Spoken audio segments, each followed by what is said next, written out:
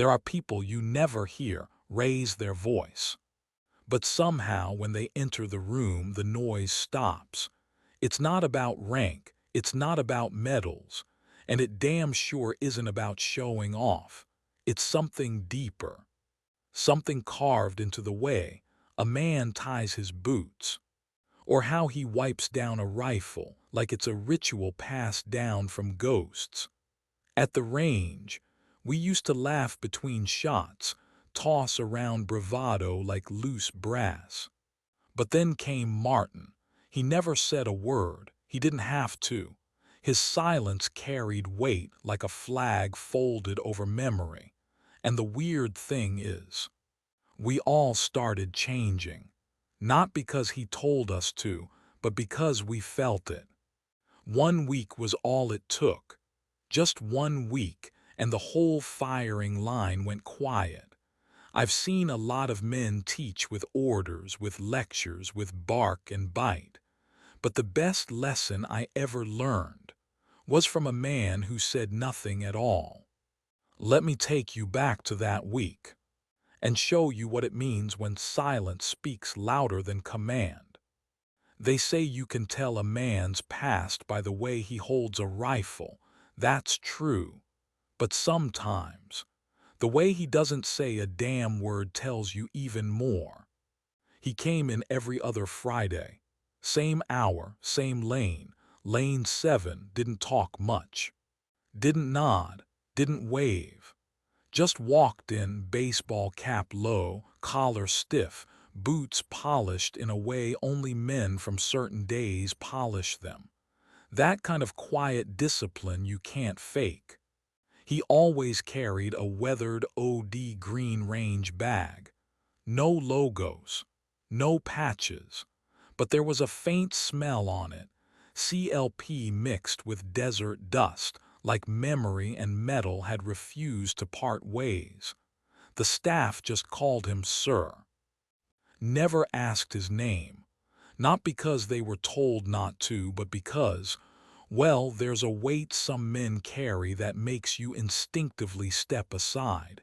He had that, not arrogance, not threat, but gravity.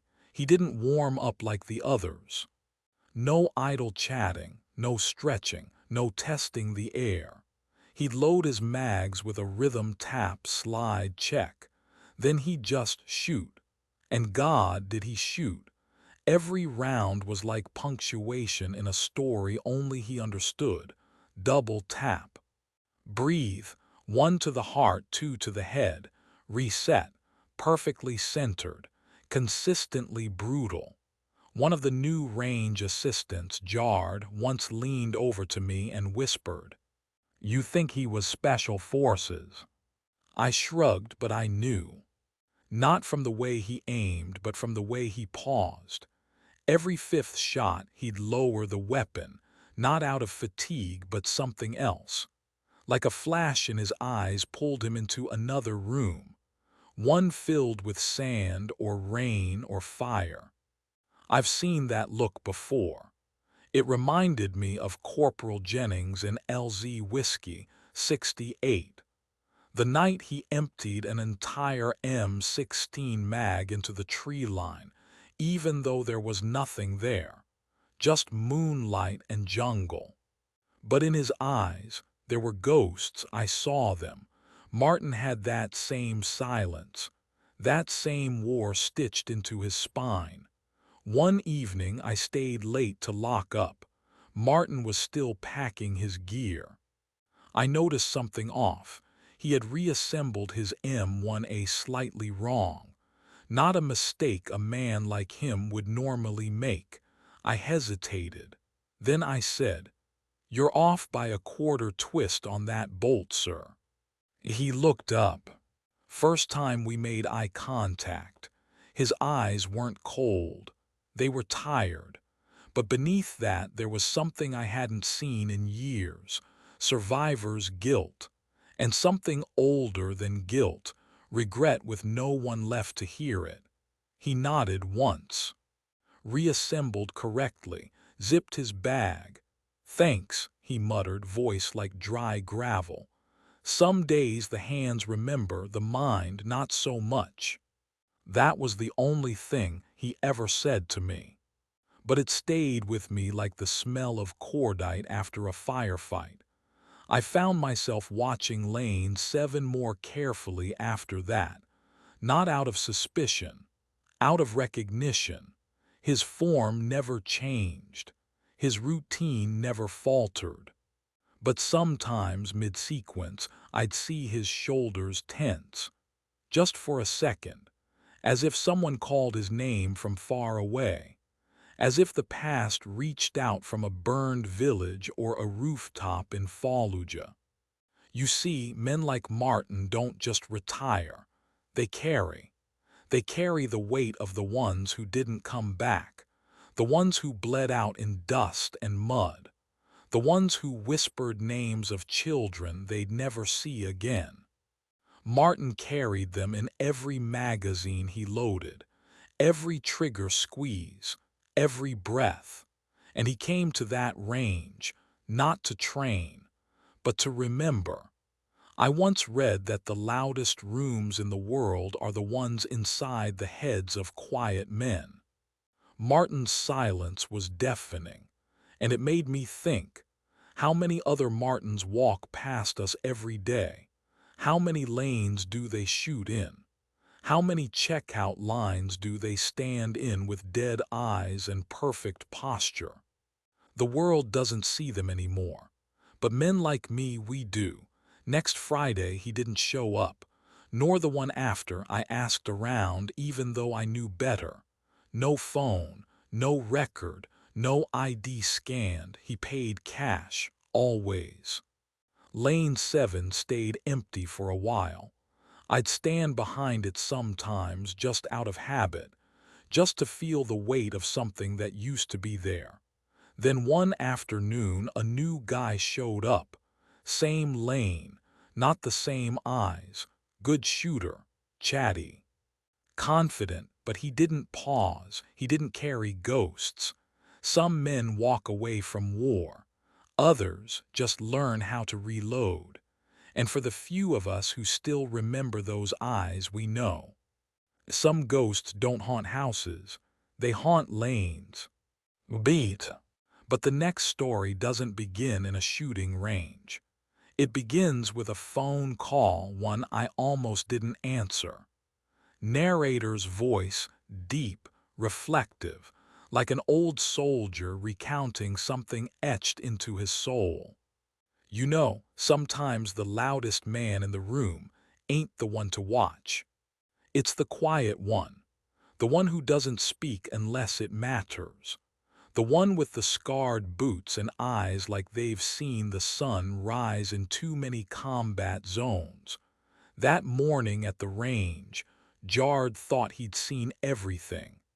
19, sharp on paper, full of fire and YouTube tactics. He moved like someone trying to impress ghosts he hadn't met yet. But everything shifted when he noticed the man at lane 7. There was nothing loud about Martin. He stood with his shoulders slightly lowered, left boot angled inward just a hair, the kind of stance you don't learn from civilian instructors. He wasn't rushing shots, wasn't posing, just breathing, controlled, economical. And on his cap, that old worn cap, was a patch, a trident, a skull. The words "First Recon," swift, silent, deadly. Jard's eyes caught it and something in him locked up. Not fear, not awe. It was more like recognition of a level he hadn't even known existed. His brows furrow. The half-smirk he wore all morning faded. The cocky fire turned into something else, curiosity laced with discomfort. A young man realizing he might not be the sharpest blade in the room. Wait, is that real? First Recon. No way. That guy's just standing there. You could almost see the questions forming behind his eyes. He looked around. No one else noticed.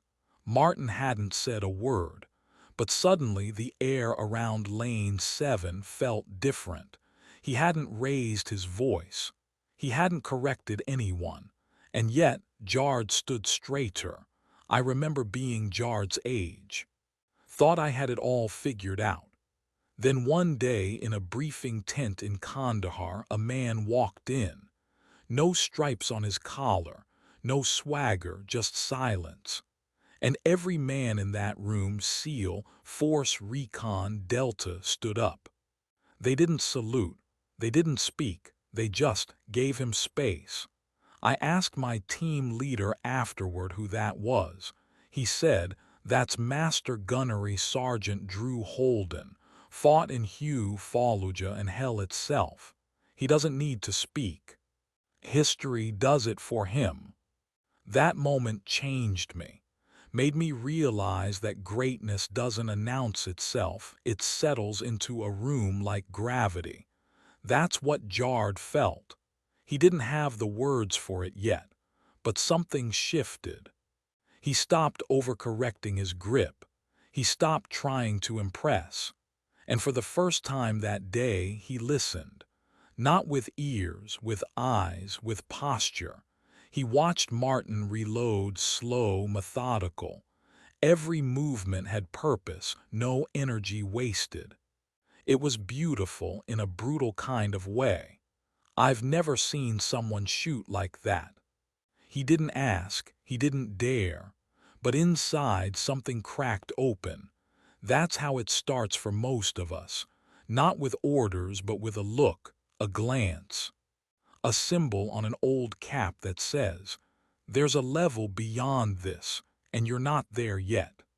That day Jard stopped being the loudest guy at the range. He started watching, listening, learning, and Martin, he never looked back at Jard. He didn't need to. He'd already said everything he needed to without saying a word. But this wasn't the end. It was just the first echo. Because a week later, Jard did something none of us expected. He followed the silence. Next, the man at Lane 7, a story of confrontation, honor, and a past that never really dies. There are moments you bury so deep, you almost convince yourself they never happened, but the jungle remembers, and sometimes. The silence screams louder than the gunfire. We were 10 clicks north of T-Chepon. Operation Tailwind was wrapping up. But for Martin and Recon Team Viper, it was never about wrapping up. It was about getting out breathing one more day. They moved like whispers, no talking, no coughing, not even a damn sneeze, radio silence. Because in that part of Laos, one click too loud and Charlie would be on you like shadows at dusk. Martin took point, always did. Eyes of a hunter, nerves like piano wire. He wasn't a hero. Heroes die loud. He survived quiet. Sarge movement, 9 o'clock. That was Corporal Johnny Price, kid from Michigan, barely 21. Carried a photo of a girl in his helmet, said her name was Claire. Martin raised his hand, fist closed, everyone froze. Then all hell broke loose. The LZ lit up like 4th of July back home. Only this time there were no fireworks, just men bleeding, men vanishing into green smoke. Martin was hit, shrapnel left thigh, could have crawled back, could have called in air support, but he didn't. He heard Johnny's voice, faint, panicked, bleeding out behind a fallen tree. He crawled 50 meters under machine gun fire. 50. No one saw him. No one ever saw him. He reached Johnny. Only Johnny wasn't whole anymore. Don't let Claire's think I ran. He died in Martin's arms.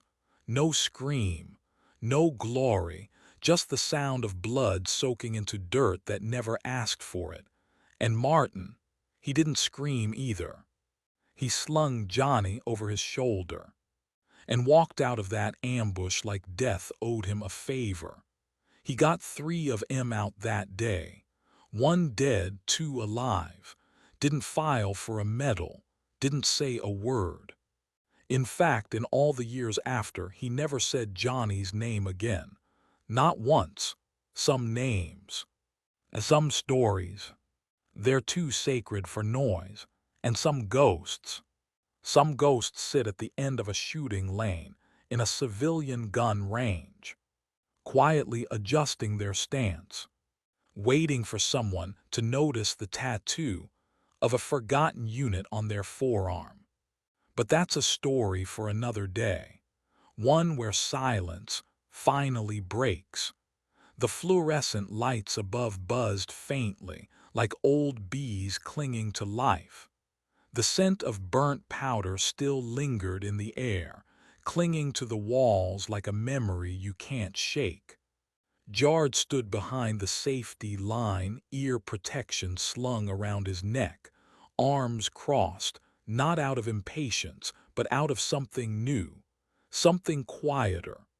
Martin had just fired his last round in lane 7. He stepped back slowly, cleared his weapon with the same precise rhythm he always did, magazine out, chamber check, slide lock. That ritual, Jard realized, had never been about habit. It was about reverence. A man showing respect to a tool he once depended on to survive. And now they all knew. The story had come out piece by piece, whispered from one instructor to another, until even the younger guys knew who Martin really was. First Recon, Laos, 71, and the part none of them could believe until they read the citation. He'd pulled 2 men out of a kill zone under full auto fire, with a leg full of shrapnel, radio silence enforced, no backup. One of the men didn't make it, but the other. He was now a retired colonel who'd only recently given permission to release Martin's name. And Jard felt like a boy, the kind who used to scoff at silence. The kind who once thought that combat was a number of confirmed kills, not the unbearable burden of dragging a dying man who keeps apologizing for slowing you down. Now he couldn't even look Martin in the eyes. Jard sat with the others. Nobody said a word. No jokes. No side comments. Even the guy who always had something dumb to say, Sanchez, sat like he was in church. It wasn't just about what Martin had done. It was how he'd carried it. For months, Martin had been showing up, lane 7, same stance, same hoodie, same quiet. He never corrected anyone, never mentioned who he was, never demanded respect. He earned it without a damn word. I remember being like Jard once, 18. Thought I knew war because I watched Platoon 3 times. Thought silence meant weakness and that heroes had loud stories and louder scars. Then one day, a man walked into the barracks. No rank on his sleeves. No medals, just presence. We shut up because we had to. With Martin, it was the same, only difference. He never asked for silence. We gave it to him anyway. Jard stood at the counter, hands trembling slightly. He didn't say anything, just slid the box across. It was a brand new box of 308 match-grade rounds, the expensive kind, the kind you don't just give to anyone. Martin looked at it. Then he looked at Jard. No words, just a slow, deliberate nod. The kind of nod that holds a man's whole life inside. Not a thank you, not exactly. It was more like, I see you too. And Jard, he didn't need more than that. That nod meant more than a medal, more than any speech. Because it came from a man who'd once been covered in someone else's blood. dragging a body out of bamboo hell under tracer fire, while the world pretended that war had rules. Some kinds of respect don't come from words. They come from silence. The kind that falls between two men who have never fought together, but who both know exactly what it costs to come back. And sometimes, all it takes is a nod. A nod from a man like Martin. But Martin's story wasn't finished yet. Because what Jard didn't know was that Lane 7 was about to witness something even deeper. It's been a week since they found out. Since Jard saw the insignia first recon. Since the joke stopped and the noise faded into something else.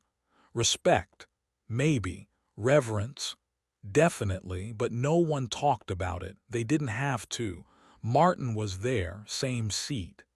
Same old coffee thermos with chipped olive drab paint. Same boots, dusty and scuffed. Same. 45 on his hip and that unshakable stillness, like a statue carved by someone who had seen too much and said too little. He still fired exactly 30 rounds. No more, no less. But now every eye watched him do it. Something had changed. Not in him, in them. He didn't speak a single word, didn't look up. But the way he held that M14 worn but clean, the way he checked every round with reverence before loading it, it taught more than any speech from a sergeant major ever could. Jard watched, closely. He no longer tried to outshoot Martin. He no longer tried to outtalk him either. He just watched. Every move, every pause, every breath. There's something sacred about silence when it carries weight. I remember a man like Martin. Back in '92, a staff sergeant at Camp Pendleton. He never taught a class, never raised his voice. But I learned more from how he tied his boots than I ever did from any field manual. He'd clean his M16 every night. Not because he had to, because he respected it. He'd wake up at 4:30, shave with cold water, face like stone, hands steady as prayer. I once asked him why he folded his socks the way he did. He just looked at me, then kept folding. No explanation, none needed. Jard didn't say a word, he just held it out. Martin looked at the box for a long second, then up at Jard. No smile, no salute. Just a slow, deliberate nod. The kind that lasts a heartbeat too long. The kind you feel in your gut. It was the first time anyone saw him acknowledge something. That nod, it said everything. I see you. I hear you. I accept. The others noticed. No one clapped. No one spoke. But that day no one cracked jokes, no one rushed the reload, no one left their brass behind. Martin didn't have to say a thing. He was the lesson. Sometimes the best teachers never speak. Sometimes all it takes is watching how a man lives to understand how a man fought. And Jard, he understood. He never missed another training again. And he never again called an old man just a shooter. But that was just the beginning. Because some stories, some legacies, don't end with a nod. They echo, especially when the next round's already chambered. By Friday, something had shifted. Nobody called it out. Nobody had to, but we all stood a little straighter. Loaded magazines a little slower. Even Jard, the kid with the wisecracks, polished his boots without being told. Martin still sat there, same thermos, same expression, same 30 rounds. But now, the way we looked at him, it wasn't with curiosity, it was with respect. The kind of respect that doesn't come from speeches. the kind earned in the quiet hours of a life lived right. And when Jard walked over, nervous, holding out a fresh box of 308, Martin didn't smile, didn't say thank you, just gave a long, slow nod. That nod, it wasn't just acknowledgement, it was transmission. It was a veteran's way of saying, "You're beginning to understand." And we were, not fully, not yet, but the lesson had begun. The kind of lesson that doesn't end at the range. The kind that follows you. Into your barracks, into your life, and one day, into your silence too.